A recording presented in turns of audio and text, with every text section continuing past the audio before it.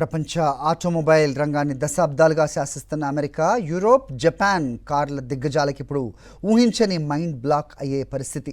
ఒకప్పుడు చైనా మార్కెట్ను తమ గుప్పెట్లో పెట్టుకున్న గ్లోబల్ బ్రాండ్స్ ఇప్పుడు చైనా దేశీయ ఎలక్ట్రికల్ వెహికల్ కంపెనీల దెబ్బకు విలవిల్లాడుతున్నాయి. మేము చైనా కంపెనీల వేగాన్ని అందుకోలేం, రేసులో నిలబడటమే మాకు చావు బ్రతుకుల సమస్యగా మారింది అంటూ హాండా, ఫోర్డ్ వంటి అంతర్జాతీయ కంపెనీల సీఈఓలు స్వయంగా చేతులెత్తేసే పరిస్థితి వచ్చింది. కేవలం కార్ల తయారీలోనే కాదు, బ్యాటరీలు, సాఫ్ట్వేర్, ఆటోమేషన్లో చైనా సాధిస్తున్న అద్భుత ప్రగతి వెనుక ఉన్న అసలు రహస్యం ఏంటి? గ్లోబల్ ఆటో మార్కెట్లో చైనా సృష్టిస్తున్న ప్రకంపనలపై Sakshi TV special story. Auto China 2026 ప్రస్తుతం ప్రపంచంలోనే అతిపెద్ద కార్ షోగా నిలిచిన ఈ వేదికపై చైనా కంపెనీలు సరికొత్త ప్రపంచాన్ని ఆవిష్కరించాయి. ఫోర్డ్, హోండా, జనరల్ మోటార్స్, ఆడి వంటి దిగ్గజాలు ఒకప్పుడు చైనా మార్కెట్లో 64% వాటాతో చక్రం తిప్పేవి.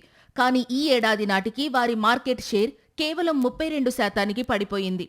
చైనా ఈవీల దెబ్బకు జనరల్ మోటార్స్ అమ్మకాలు ఏకంగా 21% క్షీణించగా బిలియన్ల డాలర్ల నష్టాన్ని మూటగట్టుకోవలసి వచ్చింది. చైనా కంపెనీల ఈ అప్రతిహత విజయానికి కారణం mind blowing automation, software speed. Mobiles తయారు చేసే షియోమీ కంపెనీ 2024లో కార్ల రంగంలోకి అడుగుపెట్టి కేవలం 2 ఏళ్లలోనే టాప్ బ్రాండ్గా అవతరించింది. షియోమీ ప్లాంట్ నుంచి ప్రతి 76 సెకండ్లకు ఒక ఈవీ కారు బయటకు వస్తోంది. కార్లను కేవలం ప్రయాణ సాధనంగా కాకుండా ఫోన్స్, స్మార్ట్ హోమ్ డివైజులతో కనెక్ట్ చేస్తూ భవిష్యత్తు మొబిలిటీ టెక్నాలజీని చైనా శాసిస్తోంది. ఇక ధరల విషయంలోనూ పాశ్చాత్య దేశాలకు చైనా చుక్కలు చూపిస్తోంది. ఇంటర్నేషనల్ ఎనర్జీ ఏజెన్సీ అంచనా ప్రకారం యూరప్, అమెరికాతో పోలిస్తే చైనాలో ఒక చిన్న ఎలక్ట్రిక్ ఎస్యూవీని తయారు చేయడం కనీసం 30% చౌక. చైనా ప్రభుత్వం అందించిన బిలియన్ల డాలర్ల సబ్సిడీలు, పటిష్టమైన సప్లై చైన్ దీనికి ప్రధాన కారణం. కేవలం 5 నిమిషాల ఛార్జింగ్తో 400 కిలోమీటర్ల మైలేజ్ ఇచ్చేలా బీవైడీ కంపెనీ తెచ్చిన ultra fast charging system global మార్కెట్ను షేక్ చేస్తోంది.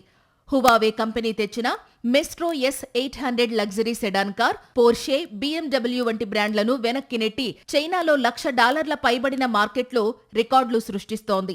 ఒకప్పుడు చైనాకు టెక్నాలజీ నేర్పిన అంతర్జాతీయ కంపెనీలు ఇప్పుడు చైనా కంపెనీల ముంగిట టెక్నాలజీ కోసం క్యూ కడుతున్నాయి.